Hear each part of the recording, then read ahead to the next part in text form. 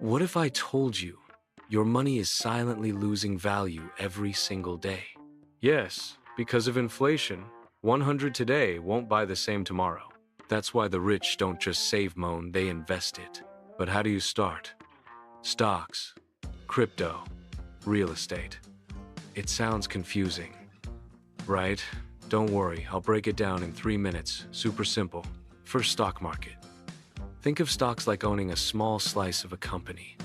If the company grows, your slice grows too.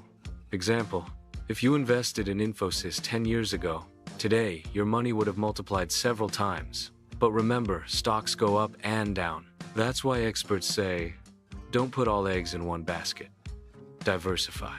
Second, crypto. Crypto is like digital money. Bitcoin, Ethereum. It's risky but exciting. In just 1 year, people have seen 5x or even 10x returns. But it's also very volatile.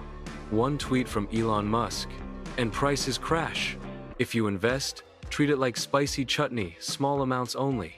Third, real estate. Buying property has always been seen as a safe investment in India. A flat, land, or even commercial property can give rental income and long-term value growth. But real estate needs big capital and patience. It's like planting a mango tree. You don't eat mangoes the next day. Golden rule. Never invest in something you don't understand. And always start with a budget. Save first. Invest second. Spend last. Imagine this, your money growing while you sleep, giving you freedom to travel, retire early, or give your kids the life you dreamed of. Investing isn't just about numbers. It's about securing your future and building peace of mind. Tell me in the comments, which one excites you most?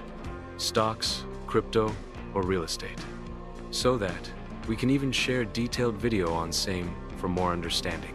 Hit that subscribe button and check out our playlists on different interesting and important topics. Join us with our journey on knowledge sharing.